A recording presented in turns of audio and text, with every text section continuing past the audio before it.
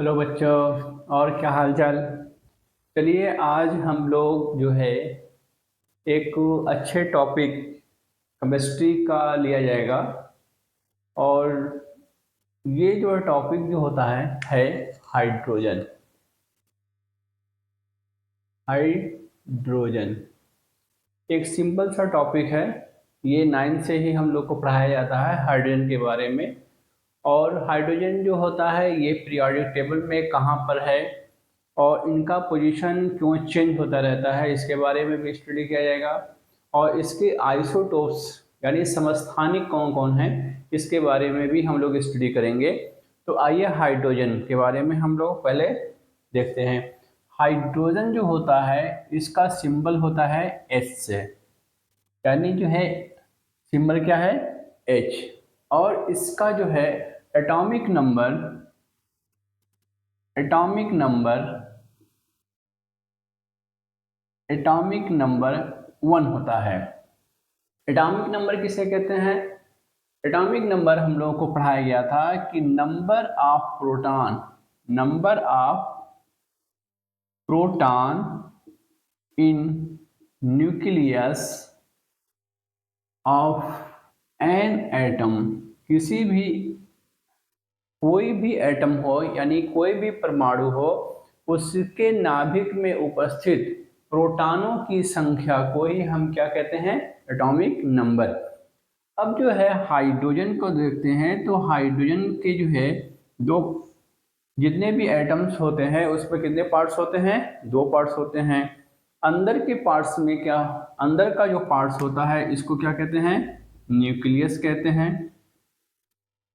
और बाहर के जो पार्ट्स होते हैं उनको सेल्स कहते हैं, यानी जो है। और इसमें जो है कई जो है कक्षाएं होती हैं जिनमें इलेक्ट्रॉन जो होता है रिवॉल्व करता है यानी घूमता है।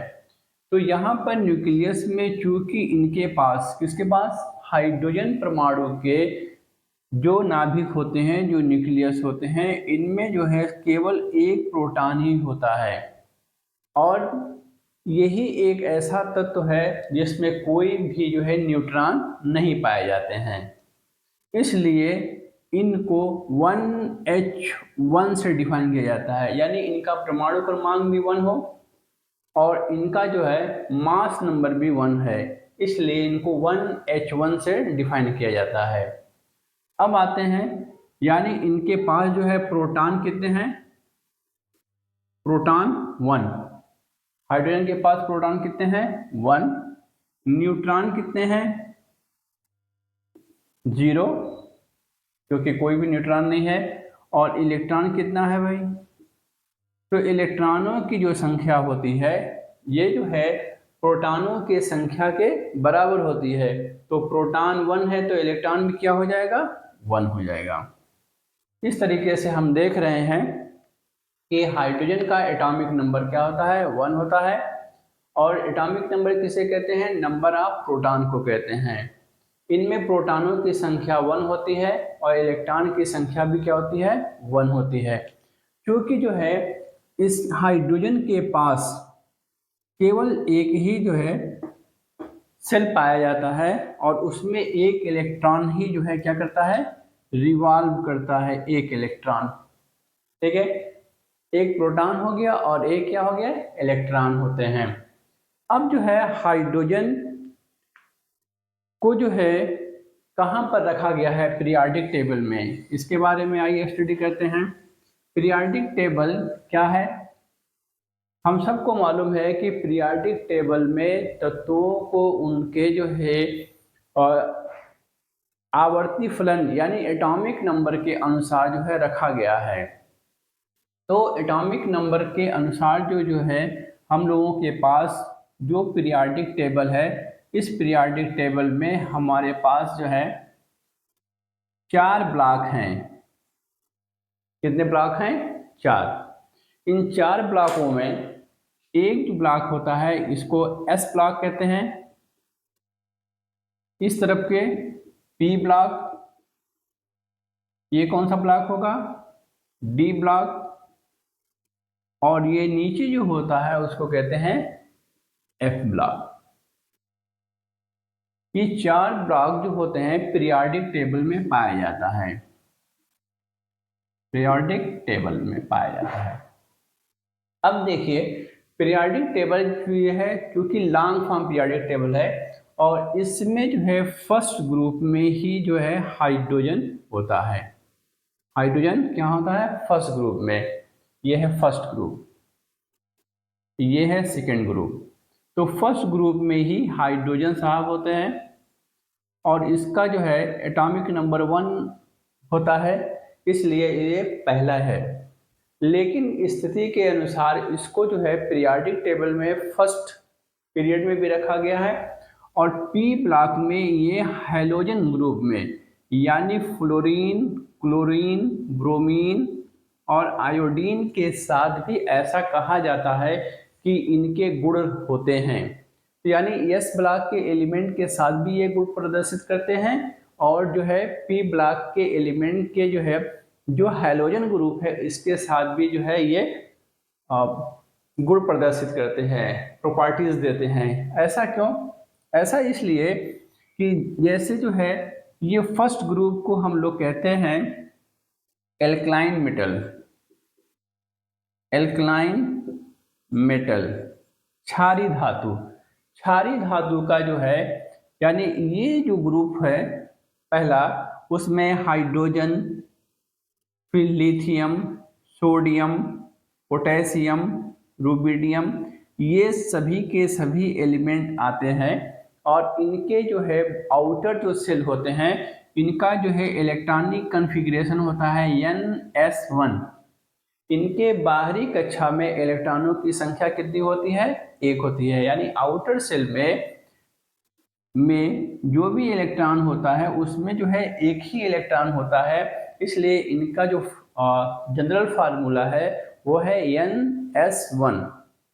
तो हाइड्रोजन के पास भी कितने हैं? हाइड्रोजन के पास भी जो है एक जो है होता है, इसलिए इसका भी क्या हो जाएगा 1s1 एटॉमिक नंबर हो जाएगा। इसलिए जो है अब देखिए लिथियम का कितना होता है? 3 होता है। लिथियम का एटॉमिक नंबर 3 होता है, तो 2 और 1।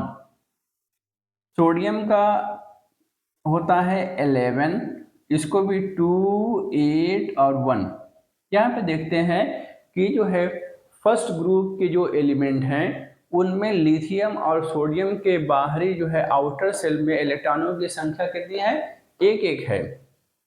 इसी तरीके से हाइड्रोजन की भी बाहरी कक्षा में इलेक्ट्रॉनों की संख्या कितनी है? 1 है। और इनके पास जो है ये प्रॉपर्टीज होता है कि ये अपने आउटर इलेक्ट्रॉन को क्या कर सकते हैं?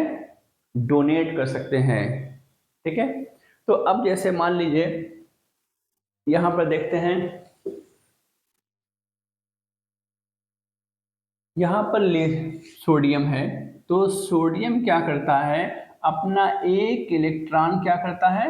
दे देता है, त्याग देता है, डोनेट कर देता है, जिससे ये जो है धनायन बन जाता है, पॉजिटिव आयंस बन जाते हैं।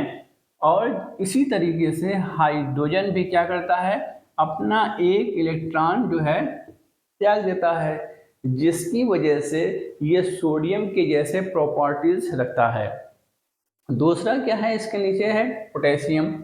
पोटेशियम की भी यही प्रॉपर्टीज है, ये भी क्या करता है? एक इलेक्ट्रॉन दे देता है और देने के बाद ये सभी के सभी जो है धनात्मक चार्ज यानी पॉजिटिव चार्ज हो जाते हैं। इसलिए ऐसी स्थिति में हाइड्रोजन को फर्स्ट ग्रुप में रखा गया। लेकिन यहाँ पर थोड़ी सी और बात करते हैं 7th ग्रुप की ना। 7th ग्रुप में क्या है? फ्लोरीन है, क्लोरीन है, ब्रोमीन है।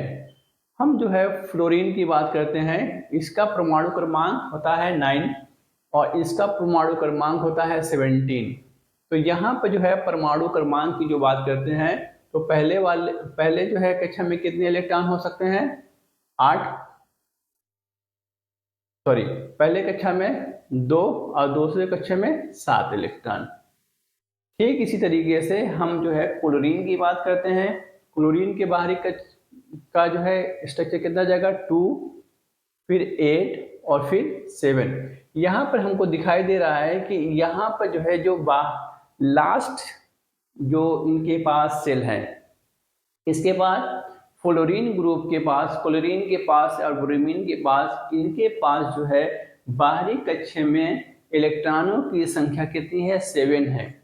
तो अब जो है फ्लोरीन जो होता है ये क्या करता है, एक इलेक्ट्रॉन ले लेता है और लेने के बाद जो है ये निगेटिव चार्ज ले लेता है, क्योंकि यहाँ पर इलेक्ट्रॉन उनके पास ज़्यादा हैं। ज़्यादा होने की वजह से ये इलेक्ट्रॉन को त्याग नहीं सकते, डोनेट नहीं कर सकते। इनको भलाई ये है कि वो एक इलेक्ट्रॉन लेके अपने ऑक्टेट को पूरा कर लें। ठीक इसी तरीके से क्लोरीन भी है, ये क्लोरीन को 7 इलेक्ट्रॉन को डोनेट करने से अच्छा ये वो समझता है कि एक इलेक्ट्रॉन हमको कहीं से मिल जाए। तो अगर इसको एक इलेक्ट्रॉन कहीं से मिल जाता है तो ये अपना ऑक्टेट रूल पूरा कर देता है। ठीक यही कंडीशन जो आप यहाँ देख रहे हैं, हाइड्रोजन भी कभी कभी यही सोचता है कि अरे भाई हमको डोनेट करने से अच्छा है कि कहीं से एक इलेक्ट्रॉन अगर हमको मिल जाती है तो क्या होगा, हम भी जो है क्लोरीन के सदस्य बन सकते हैं। इसलिए यहाँ पर देखिए, यहाँ पर हाइड्रोजन क्या करता है, इलेक्ट्रॉन को डोनेट करके जो है इस ग्रुप का एलिमेंट कहलाता है, और यहाँ पर इलेक्ट्रॉन को रिसीव करके इस ग्रुप का एलिमेंट यानी जो है हैलोजन ग्रुप का एलिमेंट कहलाता है। इस वजह से जो है हाइड्रोजन को जो है पीरियोडिक टेबल में फर्स्ट ग्रुप में भी रखा गया है, यानी क्षारीय धातु के साथ, और यहाँ पर क्या है, हैलोजन धातु के साथ भी रखा गया है। अब आते हैं हम लोग बात करते हैं इसके आइसोटोप्स के। आइसोटोप्स क्या होता है?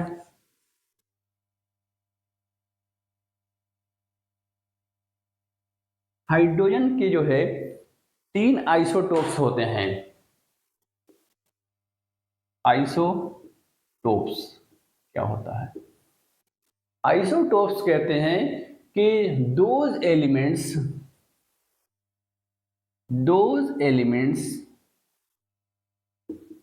which have same atomic number but different mass number is known as isotopes. Isotopes की जो है ये परिभाषा होगा, those elements which have the same atomic number, ऐसे तत्व जिनका परमाणु क्रमांक समान होता है बट डिफरेंट मास नंबर, लेकिन उनकी द्रव्यमान संख्या भिन्न होती है, उसको जो है आइसोटोप्स कहते हैं। हाइड्रोजन के 3 आइसोटोप्स होते हैं। कितने आइसोटोप्स होते हैं? 3। कौन कौन सा? पहला होता है 1H1, इसको कहते हैं प्रोटियम।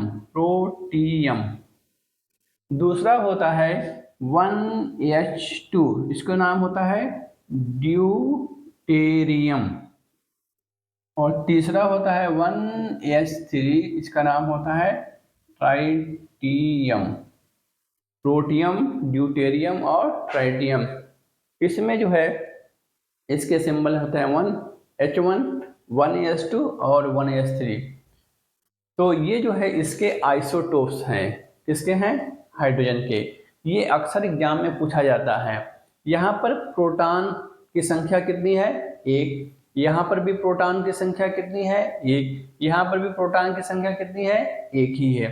यानी एटॉमिक नंबर सेम है, यहाँ पर 1, यहाँ पर भी 1 और यहाँ पर भी 1, लेकिन मास नंबर जो है उसके द्रव्यमान संख्या जो है उसके बाद जो है प्रोटॉन और न्यूट्रॉनों की संख्या बदल गया। यहाँ पर जो है एक ही द्रव्यमान संख्या है, यहाँ पर 2 हो गया और यहाँ पर 3 हो गया है। इस तरह से जो है हम देख रहे हैं कि आइसोटोप्स में जो है हाइड्रोजन के आइसोटोप्स कितने हैं? 3 प्रकार के। अक्सर एग्जाम में इसको जो है दिया जाता है, बोर्ड के एग्जाम में भी दिया जाता है। इसको जो है और भी जो है जितने भी जो है मल्टीपल चॉइस क्वेश्चन है उसमें रखा जाता है ये बहुत ही अच्छे क्वेश्चन है। तो हाइड्रोजन के बारे में आज हम लोगों ने जानकारी प्राप्त किया, और इसके अलावा और भी जो है हम लोग स्टडी करेंगे। तब तक के लिए आप खुश रहें, मज़े से रहिए और इसका स्टडी करती है। एग्ज़ाम करीब आ गया है, आप लोग जो है जो भी सिलेबस है उसको बार बार रिवीजन कीजिए। जो बच्चे रिवीजन नहीं कर रहे हैं समझिए कि वो घाटा कर रहे हैं।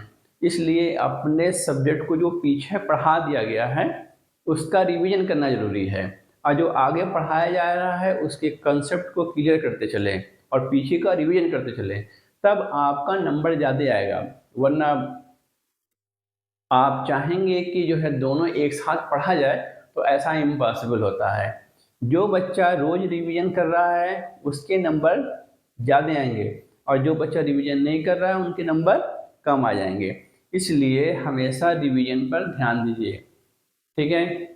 और आप जो है जो भी जो सिलेबस पढ़ रहे हैं उसको अच्छे तरीके से पढ़िए, टाइम वेस्ट ना कीजिए, और आप लोग मज़े से रहिए। तब तक के लिए जो है बेस्ट ऑफ लक।